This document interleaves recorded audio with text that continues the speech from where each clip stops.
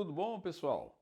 Continuando os nossos estudos de termofísica, vamos na calorimetria.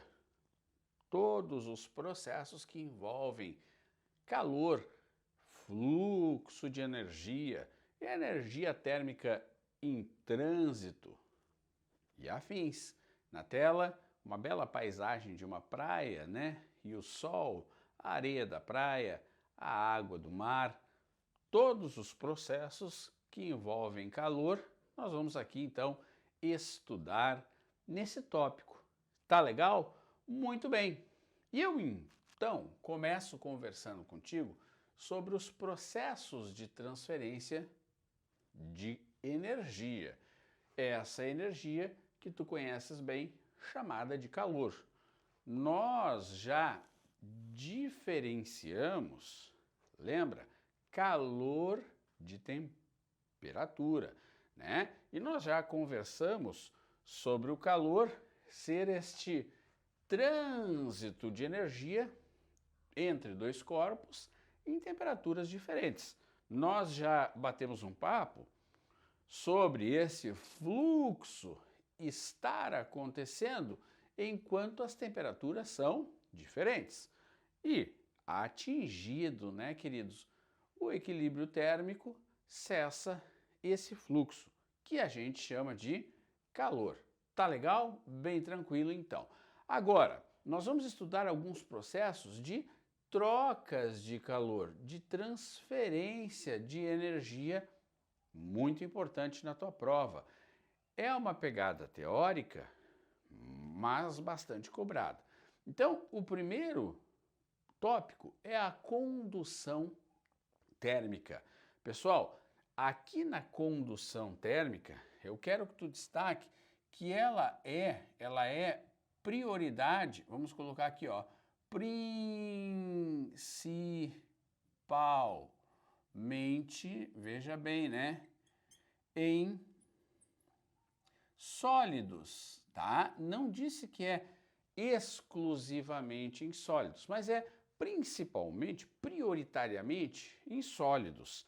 Tá legal, pessoal? Então, veja bem, aqui na condução térmica, o processo ocorre de partícula para partícula, pessoal, de molécula para molécula. Então, eu quero que tu coloque também que é sem transporte, isso é muito importante, hein?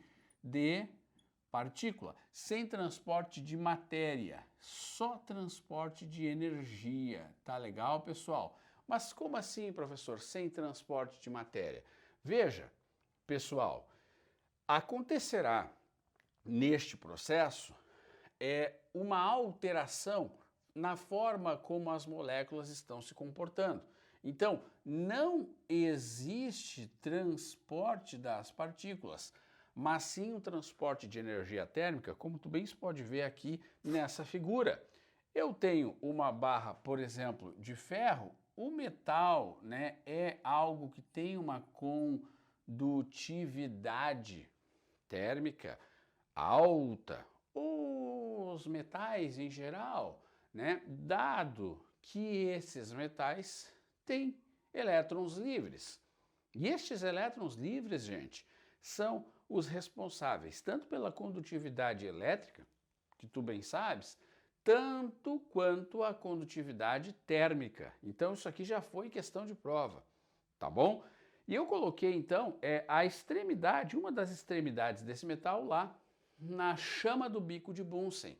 E notem, pessoal, aquelas moléculas que estão lá perto da chama, elas se aquecem, né, mais do que as estão distante da chama. E isso vai fazendo o quê? De partícula para partícula vai acontecendo essa transferência, né? Essa troca aí, para que então as molequinhas que estão mais aqui também se agitem. Notem, as partículas, elas transferem a energia de molécula para molécula, ok? Não há transporte de matéria, só o transporte de energia.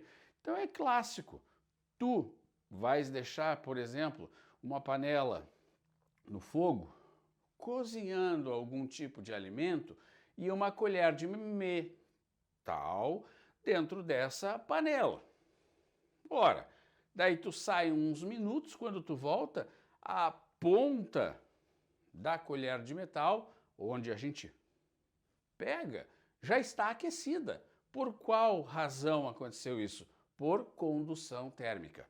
Veja bem, principalmente em sólidos, tá, pessoal? Principalmente em sólidos. Deixa eu só escrever melhor isso aqui, prioritariamente em sólidos, tá?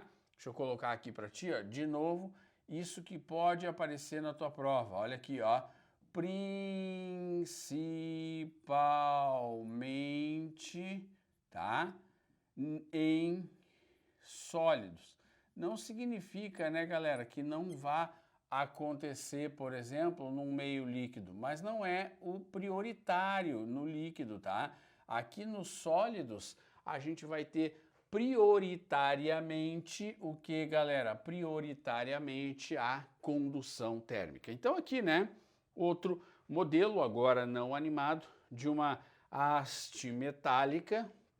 Lembrando que os metais têm uma alta condutividade térmica, né? Então aqui as regiões de menor agitação, o fluxo espontâneo dessa energia para as regiões de menor temperatura, tá? A mesma forma, nessa figura que tu tens aí no teu material, o que essa figura nos traz, galera? O pé em contato com a madeira, né? O pé em contato com um piso de madeira, né? E aqui com um piso de porcelana. Ora, tu vê que tu vais, evidentemente, sentir mais frio devido à perda de energia térmica do pé. Ora, a sensação de frio, né, pessoal, ela se dá porque o material retira a energia térmica do pé. E aí a sensação de esfriamento, né? Mas nota, a madeira, pessoal, ela é má condutora, é um péssimo condutor de energia térmica. Já a porcelana é melhor, poderia ser um chão de metal também, né? Então, notem que a sensação de frio vai se dar mais evidentemente quando o pé está em contato com a porcelana, por condução térmica. Em função do quê? Justamente da condutibilidade ou condutividade térmica. Tá legal? Madeira, péssimo condutor térmico. Porcelana é um bom, tá? Aqui tem até uma charge que já caiu numa questão de faculdade. Vai num mate, compadre? Não, obrigado, é que esqueci minhas luvas de amianto. Então, o amianto, pessoal, utilizado no passado, ele era um isolante térmico, né? Que se usava em telhas antigamente e até nos tempos atuais se restringiu o uso do amianto em função de ele ser tóxico. A inalação do amianto é tóxica. E aí então se restringiu o uso do amianto em telhas, né? Coberturas de casa. E claro, né? O cidadão que está com a luva de amianto, já que o amianto é um péssimo condutor de calor, ele funciona, portanto, como um isolante térmico, né? E aí, então, dificulta a transferência de energia da cuia de cristal, né, para as mãos do cidadão. E essa cuia de cristal, claro, né, não seria um isolante térmico também, né? Então, a cuia deveria ser de madeira, né, para que não houvesse essa troca. Mas, enfim, fundamentalmente aqui, quero que tu leve pronto. Condução térmica, prioritariamente em sólidos, sem transporte de matéria, só transporte de energia, tá, pessoal? Isso aqui é bem importante. Então, só ocorre sim, né? O que? Transporte o quê? De energia, tá? Tu anotou aí, fechou todas, então estamos combinados, tá? Essa, portanto, é a condução térmica. Lembra que os metais têm essa propriedade por causa dos seus elétrons livres, né, gente? Tá? Que além de caracterizar a facilidade de condutividade térmica, também caracteriza a condutibilidade elétrica, certo? Eu saio aí da lousa, verifica as anotações, perfeito? Vamos limpar a tela então. Dessa primeira, da letra A, primeiro modo de transferência de energia térmica, né? Chamada de calor, né? Isso aí, né? Já estudamos na nossa aula passada. Letra B, convecção térmica, né? Então, aqui a convecção térmica, pessoal, ela é exclusiva para tu colocares no teu resumo, exclusivamente, né? Exclusiva de fluidos, pessoal. Isso aqui, então, vai acontecer aonde? Onde eu vou ter a convecção térmica, né? Lá nos líquidos, perfeito, que acontece de aparecer muito, e também nos gases, né? E aqui, pessoal, acontece o fenômeno devido, vamos colocar, eu já vou te explicar, devido às diferentes, o que? Densidades, já te explico, tá? Então, por causa dessas diferentes densidades, tá? Vai acontecer o que? Uma troca térmica, que envolve uma troca de energia, mas também aqui, pessoal, existe sim o transporte, anota aí, de matéria. Agora eu vou te explicar. Então, olha bem, exclusiva onde? Em fluidos, líquidos ou gases. Essa convecção, pessoal, tá? Que tem transporte de matéria, geralmente acontece quando um é mais denso que o outro, como, por exemplo, o ar quente e o ar frio. Galera, o ar quente e o ar frio. Olha só, o ar quente, como ele é menos denso, vamos colocar aqui assim, ó, um menos, colocando pequenininho, tu anota aí com Dani, menos denso, ele sobe. E o ar frio, pessoal, como ele é mais denso, tá pequenininho aqui, mas tu anota aí, tá? Ele desce. Ora, isso seria um aquecedor de ambiente, por exemplo, onde o ar quente, então, subiria e o ar frio desceria. Veja que isso está acontecendo, pessoal, em um gás, que é o ar, né? Por causa de densidades diferentes. E tem o transporte de matéria.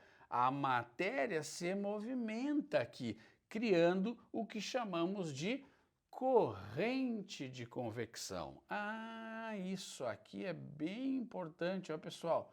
Corrente de convecção, tá? A prova pode colocar isso aqui para ti. A mesma coisa, veja que o aquecedor do ambiente ele está na parte de baixo, né? Agora, o mesmo fenômeno de troca de local dessa matéria para cima e para baixo, o mesmo fenômeno acontece com o ar-condicionado, pessoal, que é colocado na parte superior de uma sala. Então, o que acontece? O ar frio, que é o ar mais denso, né? Vamos colocar aqui, o ar frio, o que ele é mesmo no nosso estudo aqui? Ele é mais denso, né, galera?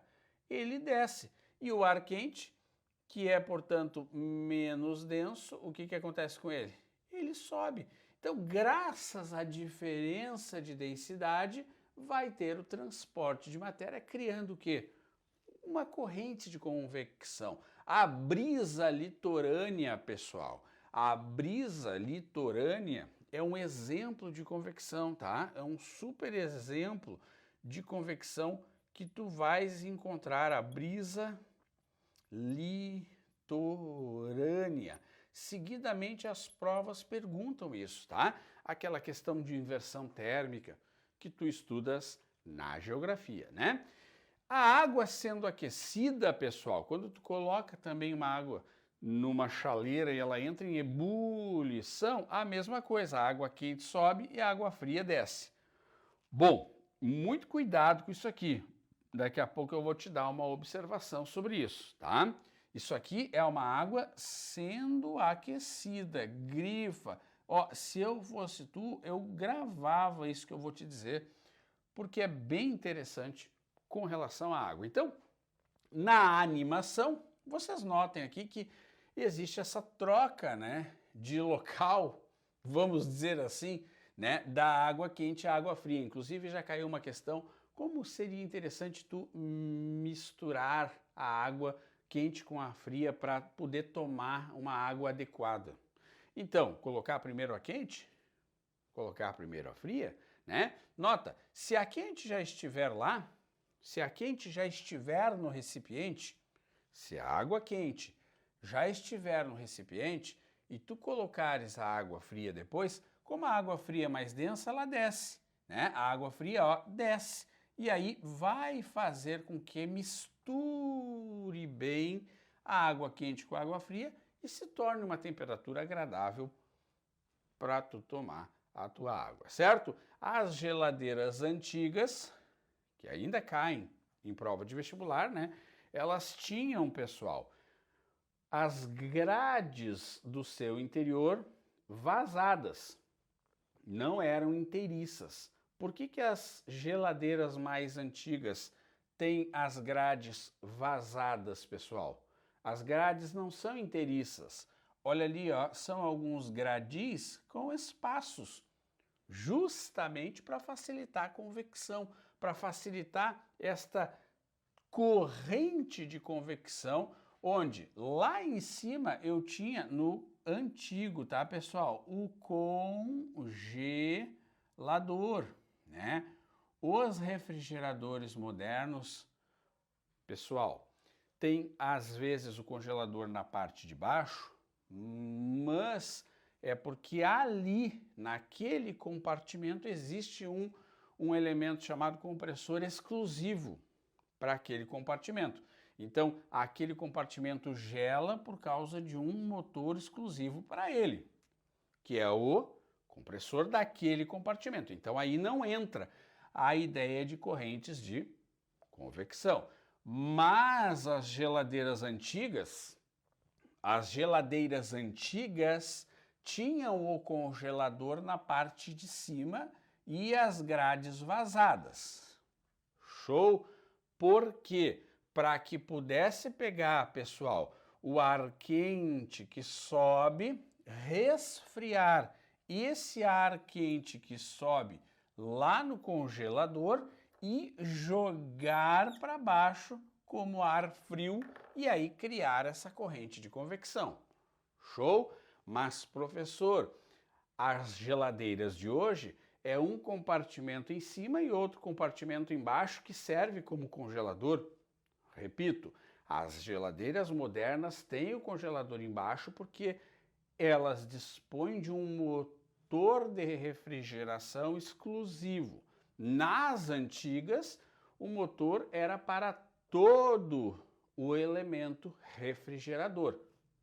Por isso, o congelador ficava na parte de cima, para pegar o ar quente, poder resfriar a gente e jogá-lo para baixo. Tá tranquilinho, tá certo? Tudo bem, então? Aí está a convecção térmica. Anota, tá bem bonitinho para ti aí, tá? Lembra da brisa litorânea, que é bem especial também. Show? Bacana, então? Então já vimos a condução, já vimos a convecção, que é exclusiva em meios fluidos, né? Tá? Já vimos isso, já vimos aqui como acontece tal troca em alguns elementos do dia a dia, como o aquecedor de ambiente e também o nosso refrigerador antigo. Agora, cuidado! O que eu te prometi? A água. Muito cuidado em afirmar que a água fria sempre desce e a água quente sempre sobe. Porque, pessoal, nós temos que tomar um cuidado aqui que a água, tá, entre 0 graus Celsius e 4 graus Celsius, todo mundo já ouviu isso uma vez na vida, ela tem um comportamento anômalo. Anômalo, tá? Isso aqui é para a água, vale lembrar, tá? Por quê? Tu tens que tomar cuidado quando tu afirmar que toda água fria, sempre a água fria desce e a água quente sobe. Ora, no aquecimento já 70, 80 graus, 90 graus Celsius, isso é fato, isso aqui acontece a 70, 80, 90 graus Celsius. Mas entre 0 e 4, nota, o aumento de volume, pessoal, vamos colocar aqui entre 0 e 4, vou colocar assim, ó, entre 0 e 4, o aumento de temperatura, ele acarreta uma diminuição do volume. Sempre, professor, não, né? Só entre 0 e 4, só entre 0 e 4 que isso aqui é válido. Show? Então, como a densidade, pessoal, é igual à massa pelo volume, a gente sabe que quanto menor o volume, maior a densidade, certo? São grandezas inversamente proporcionais, tá? Mas, nós temos de lembrar, olha só, a 4 graus Celsius, a água tem densidade máxima, certo? A 4 graus Celsius, neste intervalo que eu estou te mostrando. Então, a água quente aqui seria 4, correto? A água quente seria 4. Então, eu vou colocar aqui, ó, olha que importante, neste intervalo, pessoal, tá? A água a 4 graus Celsius, ela seria minha água quente, tu concorda? Neste intervalo. E a água a 0 graus Celsius seria a minha água, o quê? Fria, tu concorda? Neste intervalo, claro, né? Mas a 4 graus Celsius, o gráfico até tem um esboço assim, né? A gente tem aqui, ó, o meu volume e a minha temperatura, a gente tem isso aqui, né? Olha, aqui é o 4 graus Celsius e aqui é o meu volume mínimo. Então, como a 4 graus Celsius o volume é mínimo, pessoal, tá? A densidade é máxima. Então, como a densidade é máxima no 4, nota, a água quente, nesse caso, que tem densidade máxima, o que ela faz? Ela desce, galera. E a água fria, que no caso teria uma densidade menor, vamos colocar aqui, né? Menor, não mínima, né? A água fria, sei lá, a 0 graus Celsius, né? Teria uma densidade, enfim, como o volume é grande, né? Teria uma densidade menor. Ela então sobe. Muito cuidado com isso. Muito cuidado com isso. Dizer que toda a água fria desce, sempre a água fria desce, e sempre a água quente sobe, não é correto. Por quê? No intervalo de 0 e 4, a água a 4 é a quente, e é ela, por causa de ter densidade máxima, a 4 graus Celsius a densidade é máxima, ela é quem desce. E a 0, ou 1 grau, 2, que tem uma densidade menor, subiria. Então, cuidado. Resumindo e fechando, sempre a água fria desce e sempre a água quente sobe? Não. No intervalo de 0 a 4 é o contrário. Show? Anota que isso é bem importante, pouca gente sabe. Muito bem, pessoal. Então, isso que acabamos de falar, vocês têm no material aí de maneira explicativa. Justamente essa relação anômala da água entre 0 e 4, o que faz com que a densidade seja uma densidade, quando em 4 graus Celsius, dado o volume mínimo, uma densidade máxima, tá? Ok? E eu destaco aqui, né? Quando a temperatura da água aumenta, acima de 0, as ligações de hidrogênio começam a se romper, pessoal, ocorrendo uma aproximação entre as moléculas, e esse efeito supera, ele ganha da agitação térmica, tá? Que causa o afastamento e faz com que elas ocupem um volume maior, de tal forma que ocorre a contração do seu volume. Isso aqui já foi questão de prova, tá? Certo? Então, quando a temperatura supera, passa dos 4, o número de ligações de hidrogênio já é bem reduzido. Então, ela começa a prevalecer o afastamento molecular e aumenta o volume, como a gente já viu ali entre 0 e 4. Tá legal? Esse comportamento irregular da água explica fenômenos muito importantes, né, pessoal? Qual o primeiro? O fato do gelo flutuar na água, né, em regiões muito frias, gélidas, né?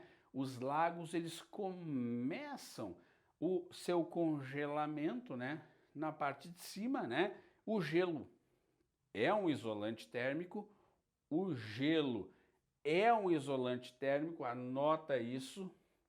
Gelo é isolante térmico, inclusive, nós vamos ver daqui a pouco, tá? E aí, como a água tem uma densidade máxima 4, ora, é justamente essa água a 4, num lago congelado, queridos, que vai ficar no fundo. E aí não tem mais a convecção térmica, né? Que é justamente por causa de diferença de densidade, tá? Esse texto aí, pessoal, que é bem importante, está no teu material. Faz uma lidinha dele com carinho aí, que nós vamos, então, depois retomar isso aí, tá? Próximo processo de transferência de energia e irradiação, tá? Essa aqui, veja bem, pessoal, a irradiação, ela é um processo, tá? Que a gente vai colocar pode ocorrer no vácuo. É o único, aliás, que pode ocorrer no vácuo. Eu não disse que ele só ocorre no vácuo, né, galera? Ele pode, tá? Aqui, meus amigos, não há transporte de matéria, tá? E outra coisa, como lá no vácuo nós temos a ausência de matéria, ela não necessita de um meio material para ocorrer. Não necessita, né? Mas pode ocorrer em um local onde tem um meio material, tá? Por isso que eu digo, é o único que pode acontecer no vácuo. E aí, por quê, pessoal? Porque nós vamos ter aqui as famosas ondas de calor, né? Isso aqui é por causa de radiação eletromagnética. Então, veja o exemplo mais clássico, queridos, que é o aquecimento da Terra pelo Sol. Ora, existem ondas eletromagnéticas que passam aqui por onde, galera? Pelo vácuo, né? Isso, essas ondas eletromagnéticas aqui aquecem a Terra. Até coloquei aqui, ó, a radiação do Sol, a irradiação, que é outro termo que pode aparecer na prova, radiação ou irradiação, né? Veja que um pouco é refletida por essa nossa camada, né, que envolve a Terra, certo? Camada de gás. E aí nós temos aqui a irradiação solar difusa, né, que bate e volta. Tá legal? Tranquilo? Nas proximidades de uma fogueira, o que acontece aqui, gente? Ó, nas proximidades de uma fogueira, nós temos alguns processos acontecendo, né? Nós temos aqui a convecção nessas regiões superiores, temos, mas não é a que prevalece, não é verdade? porque tu te aqueces à volta, né? Mas existe sim a corrente de convecção aqui, ó, pessoal, nas regiões acima dessa fogueira. Show? Mas na volta da fogueira, radiação térmica, tá? Radiação térmica, transporte de energia sem transporte de matéria, e aqui existe um meio material, para que tu vejas. Que interessante, né? Não precisa ser só no meio material, mas pode também acontecer no meio material, e agora no vácuo é só a irradiação das três que nós estudamos, condução, convecção e irradiação. É a única que pode acontecer no vácuo, é a irradiação. Show? Então repito, queridos, para não ficar dúvida, professor, tem convecção aqui na parte de cima? Tem, mas não é o que prevalece nas questões em proximidade de fogueira, tá? É a radiação térmica, esse processo que pode acontecer no vácuo por causa de ondas de calor, tá? As ondas eletromagnéticas de calor que vão então se propagar ali e promover essa transferência de energia térmica. Show? Entendido? Bem tranquilo então, tá? Com ênfase para esse pode, né? Deixa eu colocar aqui, ó. Esse pode acontecer no vácuo, é muito especial. É o único processo, aliás, que pode ocorrer no vácuo, na ausência de matéria. Tá legal, pessoal? De boa? Então, anota aí. Conhecemos agora os três processos de transferência de energia térmica, né? Os três processos de troca de calor. Bacana? Sossegado? Então não temos problemas maiores aí. Radiação do corpo negro. Galera, um tópico muito especial, sobretudo para Enem, né? Essa questão da radiação do corpo negro, né? Um pequeno texto tu tens no teu material aí, né? Que é o seguinte: um corpo qualquer aqui desta sala, né? Esta tela, esta caneta, enfim, em qualquer temperatura, galerinha, grifa isso aqui, em qualquer temperatura, pessoal, tá? Em qualquer temperatura, o que que acontece? Emite radiação eletromagnética. Emite, pessoal, ondas de calor, tá? Essas radiações eletromagnéticas são conhecidas na tua prova como ondas de calor, tá certo? Pessoal, muito bem. Qualquer temperatura eu estou emitindo, tu estás emitindo, tá? Como elas têm a ver com temperatura, né, elas são chamadas de radiações térmicas ou ondas de calor. Pronto, o texto está explicativo. É a mesma coisa que tu ligar um ferro na tomada, ferro de passar roupa, e aproximar tua mão dele, tu sente essa energia fluindo ali. Show? Bacaninha, né? Não enxerga, mas sente. É o que está escrito aqui, tá?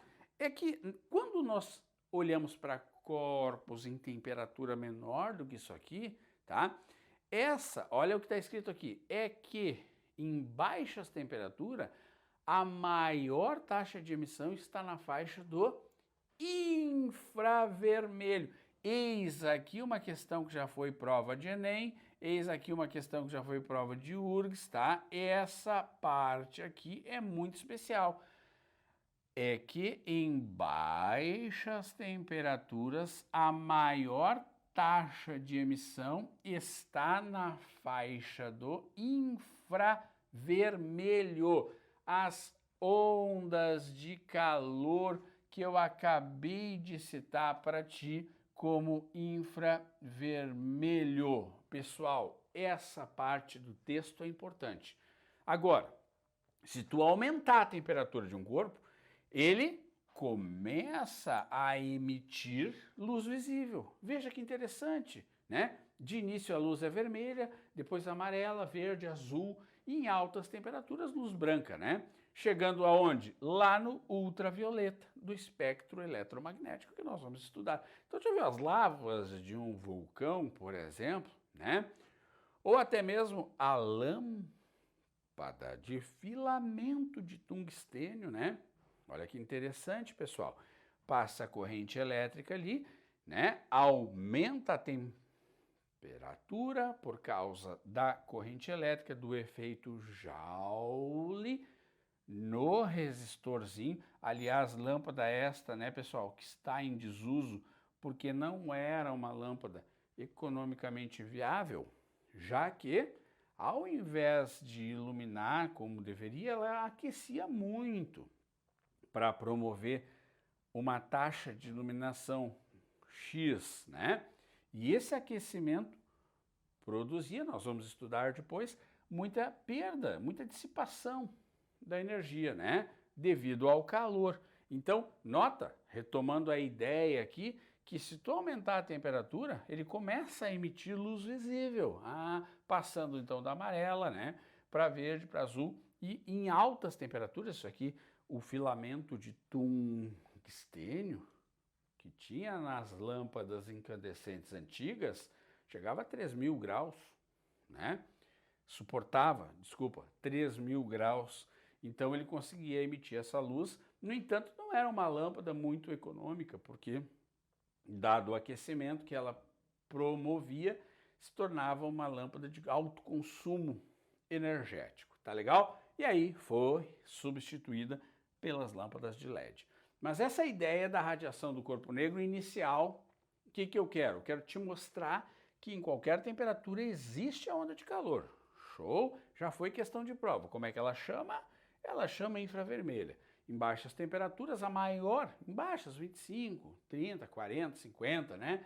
Pessoal, está na faixa do infravermelho. Agora, se tu aumentar, aí tu vai chegar lá na região do ultravioleta. Beleza introdutória aqui sobre essa emissão? Tá, mas Dani, o que vem a ser a radiação do corpo negro? E aí tu tens aí no teu material uma explicaçãozinha breve, né? Para o estudo das radiações emitidas, nós idealizamos um corpo. Foi idealizado, pessoal, um corpo que a gente chamou de corpo negro, tá? Em física, a gente chama de corpo negro. Muito especial isso aqui na física, tá? Ora, isso é um modelo, né? Como eu te falei, foi idealizado, né? De um corpo que ele tem uma pequena abertura ali, ó. Ele é oco, como tu bem pode ver, né? E qualquer radiação que entra por essa abertura, neste corpo oco, tá? Vai sendo refletida pelas paredes internas desse corpo oco, desse modelo idealizado, certo? E aí, obviamente, que como ela fica ali dentro refletindo, ela vai sendo completamente absorvida, pessoal, nesse modelo para explicar o corpo negro. Se o objeto oco for aquecido por uma fonte de calor no seu interior, né? Veja aqui a ideia, há emissão de radiação pelo orifício. Importante desse modelo é a abertura que constitui o corpo negro, tá? Então é um modelo, uma idealização, galera. Olha o que as provas perguntam do corpo negro, galera. Olha o que o Enem pergunta sobre a radiação do corpo negro. O corpo negro absorve toda a radiação que nele incide. Pronto, tá legal? Isto é, a gente costuma dizer, pessoal, em física que a absorvidade, olha aqui que eu quero que tu grife, a absorvidade é igual a 1. Perfeito, porque é toda a radiação. E a refletividade é nula, pessoal. Então, tu tem que saber que nesse modelo idealizado do corpo negro, ele absorve toda a energia, né? Então, a gente tem A igual a 1, mas reflete 0. Então, graças a isso, pessoal, né? Ele recebe o nome de corpo negro, tá? O corpo negro não tem cor à reflexão, mas pode ter cor graças à emissão. Show? Eu sei que tu tens esse texto aí, mas te faltava essa explicação. Então, é um modelo que nós idealizamos assim, Mas e na prática, Dani? O que eu preciso saber? Na prática, tu já viu que num dia de calor, tu te vestir no sol e ir ao sol com uma roupa preta te faz com que a sensação de aquecimento seja muito maior do que se tu estivesse com uma camiseta branca, por exemplo. Então, veja que a prova pode exigir de ti esse conhecimento, tá? O corpo negro, ele tem um poder de absorver essa energia térmica e, consequentemente, vai te esquentar. No entanto, tem também uma coisa muito importante que eu vou colocar aqui para ti na lousa, que é isso aqui, ó. Isso é super importante, galera. Isso aqui é uma das coisas que mais é cobrado em prova. Um corpo bom absorvente de calor é um mau refletor. Reflete pouco aquela energia. É como eu te falei, o jovem com a camiseta preta num dia de sol, ele absorve super bem, né? Ele não consegue refletir aquela radiação. Um corpo bom refletor é um mau absorvente, já é o rapaz de branco, que não está sofrendo tanto nesse dia de calor, entre aspas, né? Aqui, pessoal, é o X da questão. Todo bom absorvente, que no caso é o rapazinho de preto, é um bom emissor. Ou seja, ele vai aquecer pra caramba enquanto tiver sol, porque ele é um bom absorvente. Vai estar ali, ó, 3 horas da tarde, Copacabana, Rio de Janeiro, 40 graus Celsius. Ele vai estar sentindo, dada a absorção do calor, vindo por irradiação do sol, ele vai estar numa sensação de aquecimento muito grande. No entanto, pessoal, olha que interessante, ele é um bom emissor de calor. Saiu o sol, chegou a noitinha, começa a vir a lua, ele vai emitir muito rapidamente aquela energia térmica. Então, olha que interessante, ele aquece muito, inclusive rapidamente, mas ele, dada a sua boa emissividade, ele emite, ele é bom emissor de calor, ele resfria muito rapidamente. E todo bom refletor é um mau emissor. Então, esse vai emitir, mas em comparação com o que está de preto, em uma taxa menor. Viu que interessante isso? Corpos negros são bons absorventes e corpos claros são bons refletores. Mas todo bom absorvente é um bom emissor, quando ele sai da situação de ficar recebendo, né? E todo bom refletor é um mau emissor. Show! Grava isso. Essa tela é muito importante. Tá certo, pessoal? Essa tela é uma das telas mais especiais aí do nosso estudo de trocas, tá? Térmicas. Muito bem. Olha aqui. Olha só, em um experimento foram utilizadas 2 garrafas PET, uma pintada de branco e a outra pintada de preto, disse o Enem. Acoplados a um termômetro. Tem um termômetro enfiado na garrafa pintada de preto, tem um termômetro enfiado na garrafa pintada de branco. E entre elas, pessoal, foi colocada uma lâmpada incandescente. Qual é a função dessa lâmpada incandescente, hein? Essa lâmpada incandescente, como eu te disse, ela emite muito calor, né, pessoal?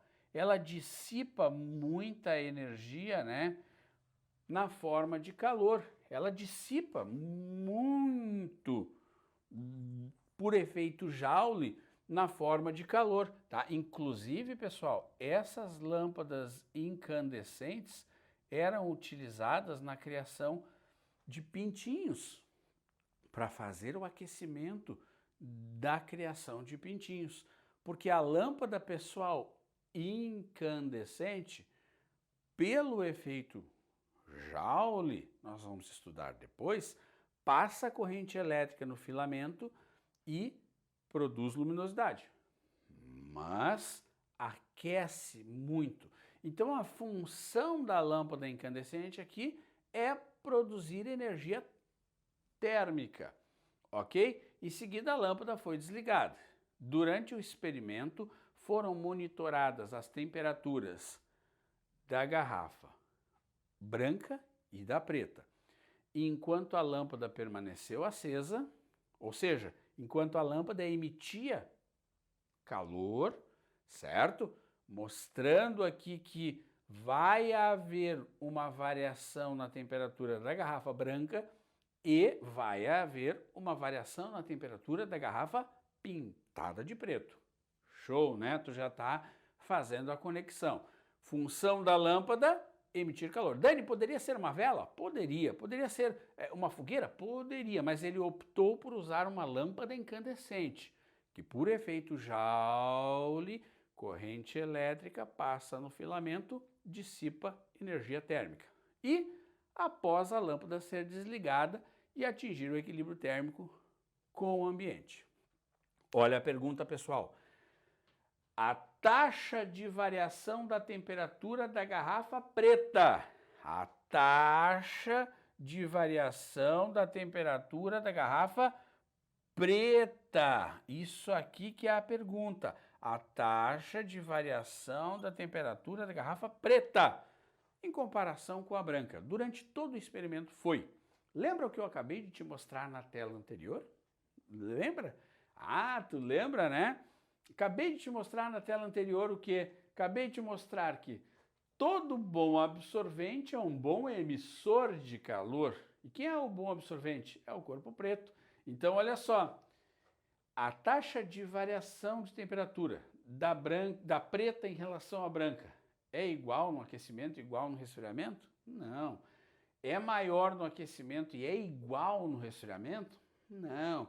É menor no aquecimento? Nem vou ler. É maior no aquecimento e menor no resfriamento? Não. É maior no aquecimento, ela aquece mais rápido, ela varia a temperatura no aquecimento mais rapidamente do que a branca? Sim. E quando emite, quando eu desligo a lâmpada, ela emite mais rapidamente. Então, olha só, em relação à garrafa pintada de branco, a garrafa pintada de preto comportou-se como um corpo melhor absortor ou absorvedor durante o aquecimento. E melhor o quê? Emissor durante o resfriamento. Lembra disso? O corpo pintado de preto, ele é bom absorvedor, ele é bom emissor, apresentando, portanto, maior taxa de variação na temperatura.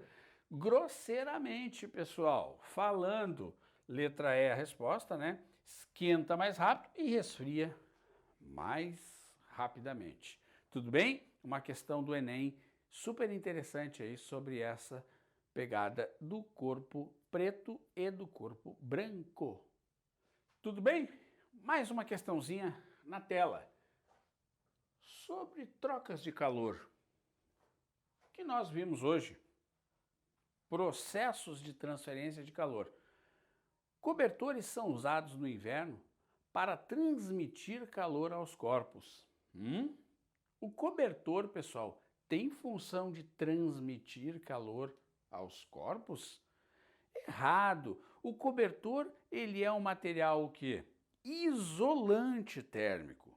Ora, evita a troca de calor com o meio, certo? Portanto, isso está errado. Comumente falamos, esta roupa é quentinha. Não, roupa não é quentinha, roupa não é fria. A roupa, ela vai estar na temperatura ambiente. Agora, pessoal, ou ela é uma roupa que impede a troca de calor com maior eficiência, ou impede a troca de calor com menor eficiência.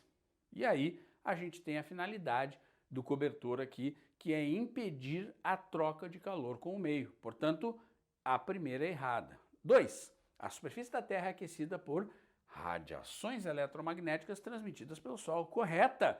E a terceira? Em geral, as cidades localizadas em locais mais altos são mais frias, porque correntes de convecção levam o ar mais frio para cima. Opa! As correntes de convecção levam o ar mais quente para cima. E por que, pessoal, que leva o mais quente para cima e o mais frio para baixo? Por causa da diferença de densidade que acontece na convecção. Perfeito? Então a correta é só a 2. Marcamos aqui letra B, tá bom? Uma questãozinha teórica sobre os processos de transferência de calor. Anotou? Anotado aí? Show de bola, né? Vamos para a próxima? Próxima tela. Vamos ver o que nos espera aqui. A famosa garrafa térmica. Pessoal, a garrafa térmica, que também pode ser chamada de frasco de Dewar, o idealizador dessa garrafa, o frasco de Dewar, tem uma função: manter os líquidos quentes ou os líquidos frios, conservar, né, pessoal? A garrafa térmica tem essa função. Inclusive, no futuro nós vamos estudar que a garrafa térmica tem uma grandeza associada a ela, chamada capacidade térmica, que eu vou te explicar no futuro, deve ser bem pequena para uma garrafa ser ideal. Show? Mas veja bem, por que diabos a garrafa térmica foi inventada? Para manter, então, os líquidos quentes ou os líquidos frios. Dewar, que foi o idealizador, não registrou o invento dele. Ele inventou, mas outra pessoa foi quem registrou e teve, portanto, os ganhos associados ao comércio da garrafa térmica. Veja bem, né? Que interessante. No que consiste a garrafa térmica, pessoal? Uma ampola de vidro, né? Vidros espelhados em paredes duplas. Nessa região, pessoal, de paredes duplas de vidro, existe vácuo, é retirado qualquer tipo de matéria, não tem ar ali, e uma tampa bem fechada, né? Então, olha só, vamos ler o textinho? O vácuo entre as duas camadas de vidro aqui, pessoal, tá? Serve para evitar a condução. Ora, muito bem, se tem vácuo, não tem matéria. Se não tem matéria, não tem como haver condução, tá bom? Por quê? Olha que explicadinho que está aqui, né? Porque, pessoal, para ter condução, nós precisamos de um meio material, né? Então, se não tem um meio material, lembra que eu te falei, tá? Não vai ter condução, beleza? Deixa eu fechar mais em cima aqui, né? Pronto, então essa é a finalidade das paredes espelhadas. Do vácuo entre as paredes espelhadas. As paredes espelhadas, pessoal, o que acontece? Elas evitam que aconteça irradiação. Por quê? As ondas vão ficar aqui, ó, bate aqui, reflete para cá, reflete para cá, reflete para cá, reflete para cá, reflete para cá, reflete para cá, reflete. A onda de calor fica aprisionada, vamos dizer assim, refletindo ali nessas paredes espelhadas. Então, olha só, evita que aconteça a irradiação, evita o calor de irradiar, né? E a tampa, por óbvio, né, pessoal, bem fechada, evita que o ar frio e o ar quente circule por ali. E aí, então, evita a troca de calor por convecção. Vamos retomar? Vamos lá, então. Vácuo entre as paredes de vidro. Evita quem? Evita condução. Show de bola, né? Paredes espelhadas. Evita o quê? Evita que aconteça a irradiação. Tudo bem? Olha aí que legal. E por fim, uma tampa bem fechada. Uma tampa bem fechada vai ocorrer o quê? Não ocorre convecção. Pronto!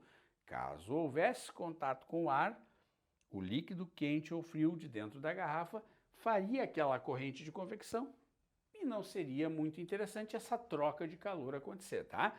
Claro que sempre numa garrafa real vai acontecer a troca de calor, né, pessoal? A gente quer evitar. Muito importante isso aí, tá? A gente quer evitar. Lembrando, eu vou te contar no futuro que isso aqui, esse dispositivo, esse calorímetro, como nós vamos chamar no futuro, tá? ele é um dispositivo, pessoal, que tem de ter uma capacidade térmica pequena, quase nula, para que seja uma garrafa térmica ideal. E eu vou te explicar o que é a capacidade térmica, né? É a dificuldade que eu tenho para variar a temperatura. Ou seja, eu quero colocar o líquido ali dentro, mas eu não quero que ele fique trocando calor com a garrafa. Eu não quero. Eu quero colocar o líquido ali dentro e que de imediato ele já atinja o equilíbrio térmico com a garrafa. Por isso que eu digo, devo colocar, por exemplo, água a 70 graus Celsius.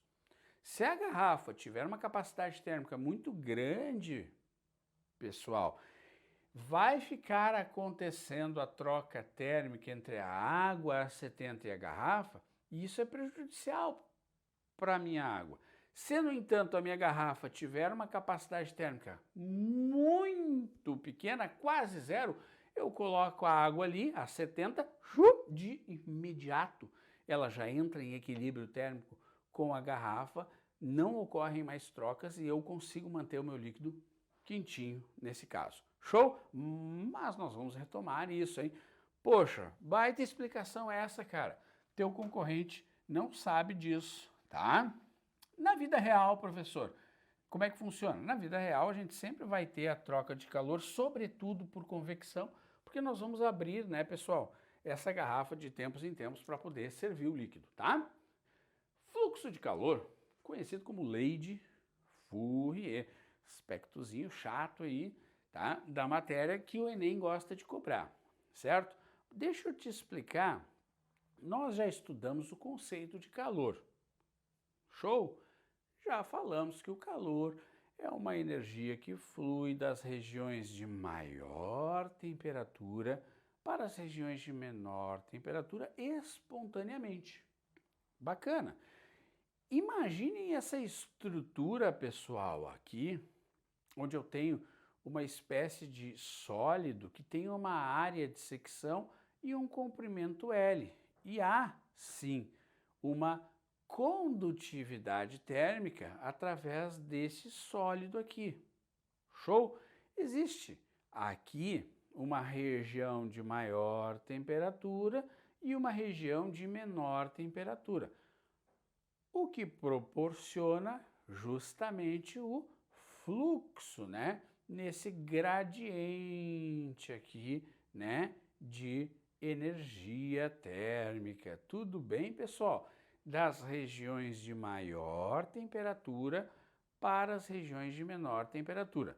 Notem vocês que existe uma área aqui de secção, ok? E o K, neste meu modelo idealizado, vai se tratar de uma característica do material, que é a condutividade térmica que esse material apresenta, né? Ou seja, né, galera, o quão fácil a energia flui, energia térmica, né, através desse material aí. Muito bem. Pessoal, o fluxo de calor, que eu vou representar por essa letra φ, é um ovinho com um risco no meio, é a quantidade de calor no tempo. Show? Esta é a forma geral. Quantidade de calor, calorias ou joule, né? Nós no sistema internacional, depois nós vamos trabalhar aqui, ó, com joule, tá? Mas pode ser, vamos anotar aqui, ó, calorias, né?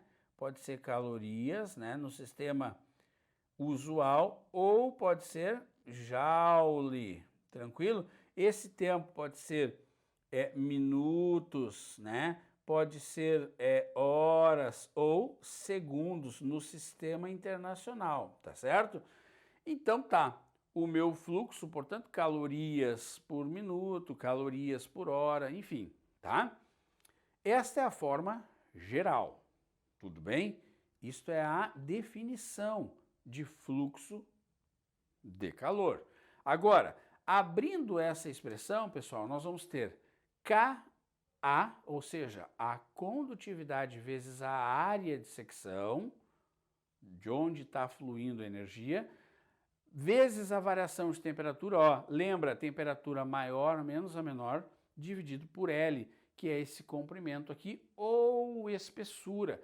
No caso dessa parede, nota, eu tenho aqui, né, pessoal, uma temperatura 1, né? Aqui uma temperatura 2, que ele pode chamar de θ, né? θ1 e θ2, certo? E eu tenho aqui o fluxo, né? Como vocês bem podem ver, tá? Das regiões de maior temperatura para as regiões de menor. Eu tenho a área dessa parede e tenho a espessura também dessa parede. Então, galera, é uma matériazinha meio delicada? É. Onde eu tenho que tomar cuidado que esse fluxo em regime estacionário, eu posso trabalhar com a espessura ou com o comprimento, dependendo do modelo que ele me apresente aí, tá? Então, ó, fluxo igual K, Dani, explica de novo o que é o K. Condutividade térmica depende do tipo de material. A área de secção ou a área da parede. ΔT, isso aqui, pessoal, ó, é o teu ΔT, sempre lembrando, temperatura maior menos menor dividido por L. Show? Tá? Deixa eu te mostrar como é que isso pode aparecer em uma prova, por exemplo, tá? Mas, claro, algumas questões disso são bem teóricas, tá? Ora, vamos ver como é que isso pode aparecer então. Antes, porém, tem situações onde a gente precisa que os materiais sejam bons condutores, né? E outras, claro, que eles sejam isolantes, né, pessoal? A panela, a parte que cozinha o alimento, condutor, a parte do cabo isolante, né? Tá? Ok? Para que a pessoa não queime a mão ali quando coloque, portanto, a panela em contato com a mão. A caixa térmica é um isopor, né? Que é, portanto, um isolante, né? E o forno a gás são revestidos de lã de vidro isolante para não ter a troca de calor com o meio externo, tá? Esse quadrinho aí é bacana tu pausar o vídeo, dar uma olhadinha com calma nele, né? Porque tem essa parada aí de condutor e isolante, tá? No dia a dia, uma pegada Enem. Show de bola? Bacana. Pessoal, olha isso. Uma barra de alumínio de 50 centímetros de comprimento, portanto ele está me dando aqui já o meu L. Tu viu que aqui, ó, vai ser em função do L, né? Eu tenho 50 centímetros de comprimento a minha barra, tá? Área de secção 5 centímetros quadrado, tem as suas extremidades em contato com uma câmara de vapor, aqui vapor de água em ebulição, portanto 100 graus Celsius, tu deves saber disso, né? Água em ebulição, tá? A outra extremidade da barra está imersa em uma cuba que contém uma mistura bifásica de gelo e água em equilíbrio térmico. Nós temos aqui, portanto, comentamos isso, lembra? Na aula passada, gelo e água em equilíbrio térmico, nós podemos dizer que está a 0 graus Celsius. Pode coexistir, né, pessoal? Gelo e água a 0 graus Celsius, tá bom? 0 graus Celsius, muito bem. Show? Bacana! E aí, pessoal, a pressão atmosférica é normal, 1 atm. Sabe-se que o coeficiente de condutibilidade térmica do material, o K, né, é esse aqui, ó, 0,5 caloria centímetro por segundo centímetro quadrado, uma unidade meio nojenta, né, mas ele vai. Não te preocupa aí, então. Qual a temperatura da secção transversal da barra situada a 40 centímetros da extremidade mais fria? Muito bem, pessoal.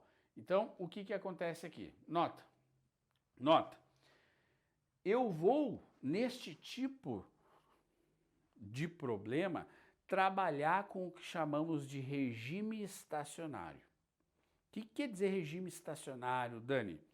O fluxo 1 é igual ao fluxo 2, tá? Sempre que tu vires esta montagem, tu tem que lembrar disso aqui, ó. Nós vamos trabalhar com regime estacionário. Fluxo 1 igual ao fluxo 2, tá? Isso é bem especial, deixa eu grafar bem para ti, para que tu leve pronto esse formato de questão aqui de fluxo, de lei de Fourier, tá? Pessoal, quem é o fluxo 1? K vezes a área, variação de temperatura 1, L1. Igual quem é o fluxo 2? K vezes a área de secção, né, que ele me deu aqui, tá? Esta área de secção aqui, vezes o delta T2 sobre L. Show! Só que tu viste que ele perguntou aqui, ó, situada a 40 centímetros da extremidade mais fria. Então eu quero num ponto que está a 40 da extremidade mais fria. 40 centímetros. Eu quero neste ponto aqui, eu quero descobrir qual é justamente a temperatura, tá? A 40, certo, galerinha? Muito bem. Então olha aqui, os Ks, como é o mesmo material, cortei. A área, como é a mesma, cortei. Sobrou delta T1 sobre delta T2 igual a L1 sobre L2. Que é o delta T, pessoal, da primeira etapa aqui, ó, 100 menos a temperatura que está lá. Porque aqui, ó, é a minha temperatura, né, mais quente, certo? E aqui é a minha temperatura mais fria. Então, ó, quente menos fria sobre 10. Mas, Dani, por que 10?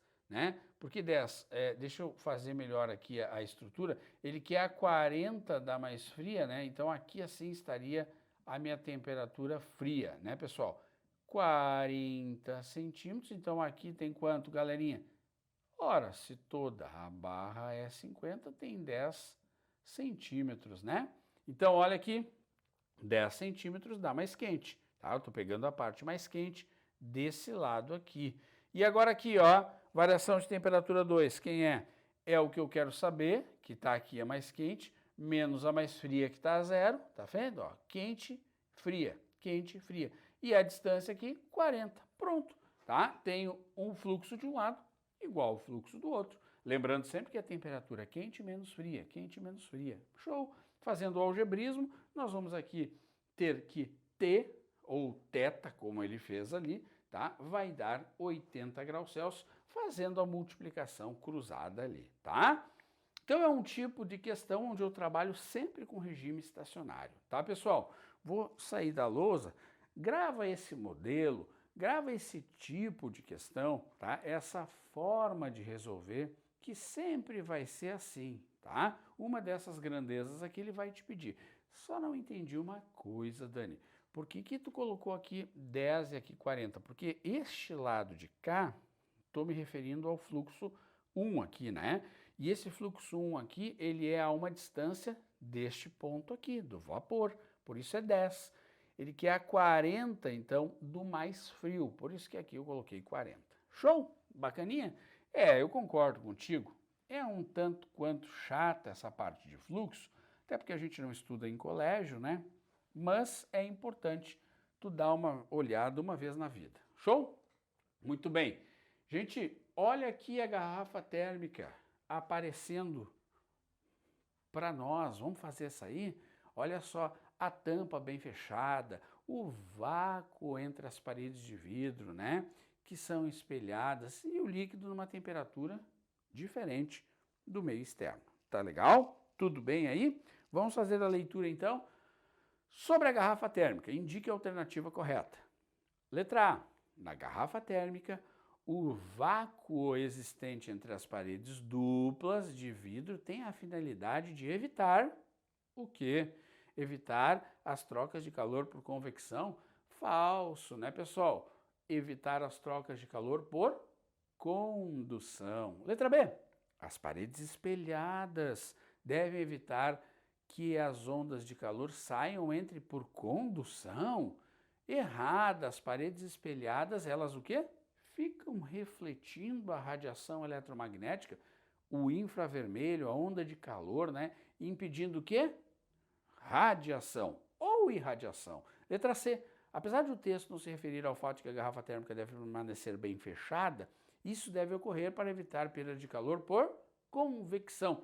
Tampa bem fechada, certo? Evita contato com o meio externo, evita convecção, né? Certa letra C, vamos marcar aqui, certa letra C. Olha o que diz a D. O vácuo existente no interior das paredes duplas de vidro vai evitar perdas de calor por radiação? Claro que não. Radiação é o único processo que pode ocorrer no vácuo. Tudo bem? E a letra E? As paredes espelhadas não têm função na troca de calor. Nem vou ler o resto, né? Isso está bem falso, né, pessoal? Claro que tem, e a gente já viu o porquê. Show? Dá aquela anotadinha, então, dá aquela pausadinha em uma questão teórica sobre a garrafa térmica. Beleza, pessoal? Então aqui uma figura bem bacana sobre os habitantes de regiões muito gélidas, muito frias, né? Tá? Que constroem as suas casas de gelo.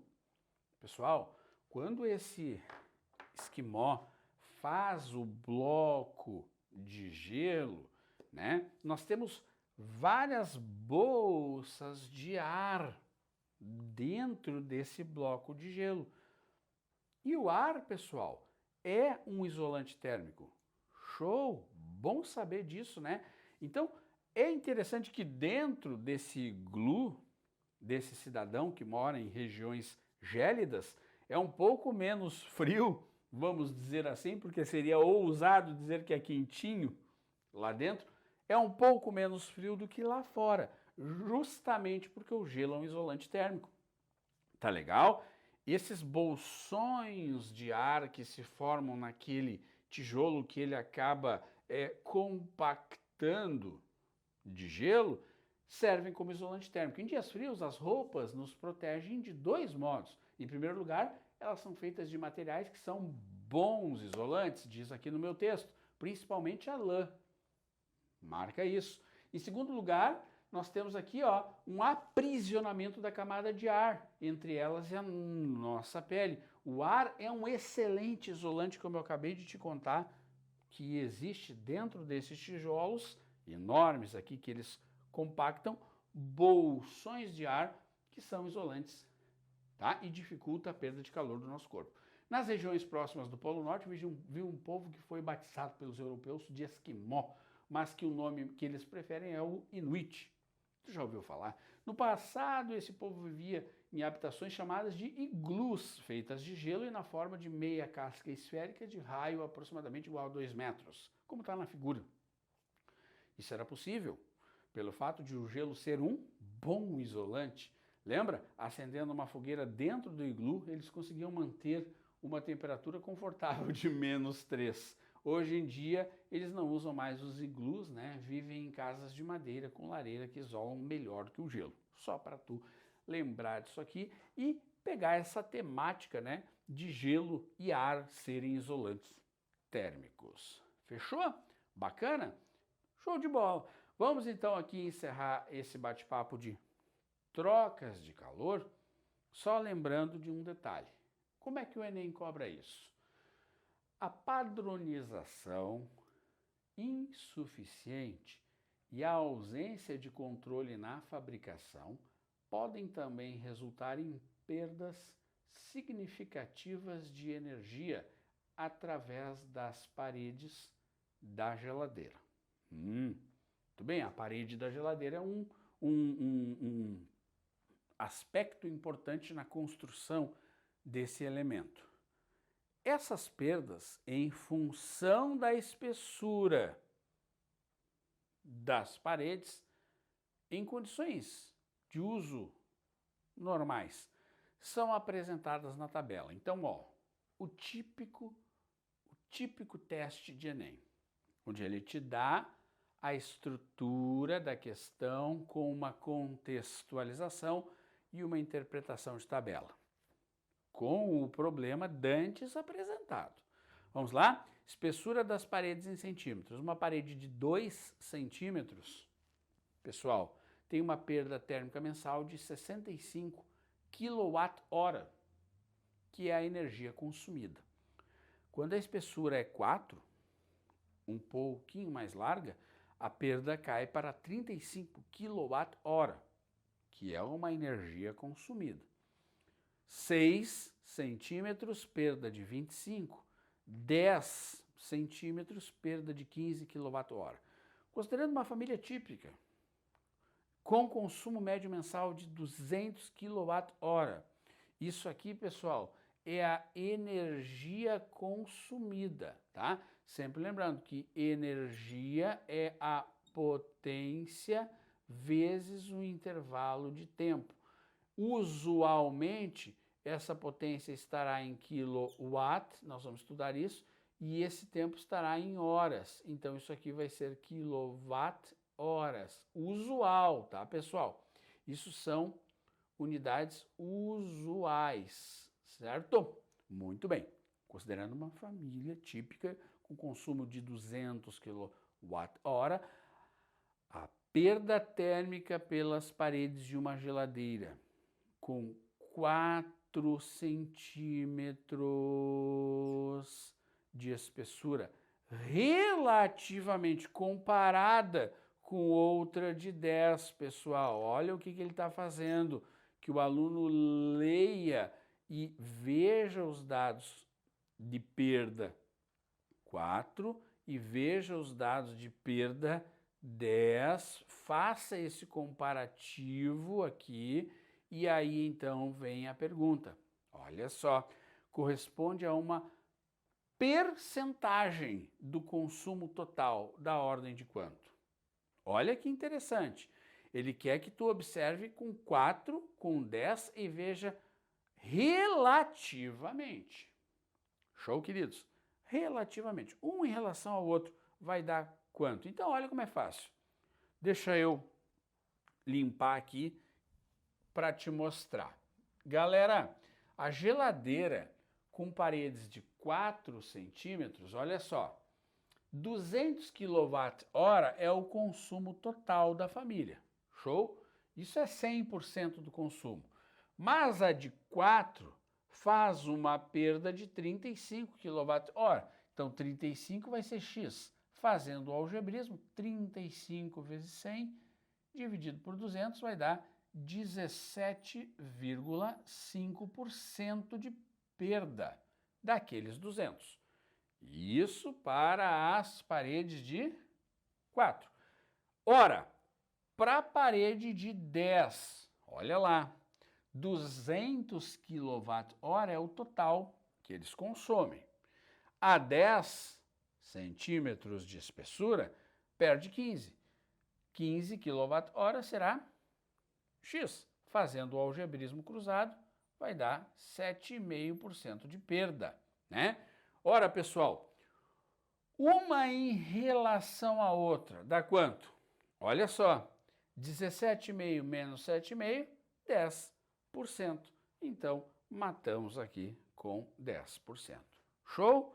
Veja que é uma questão que envolve muito, sim, do conhecimento de perda térmica, de fluxo de energia, mas que matematicamente, através de uma interpretação gráfica, foi resolvida. Show? Trocas de calor. Importante o senhor saber. Condução térmica, convecção, irradiação, fluxo de energia e as questões relacionadas. Faz um resumo, monta um roteiro e estuda. Um abraço do Dani.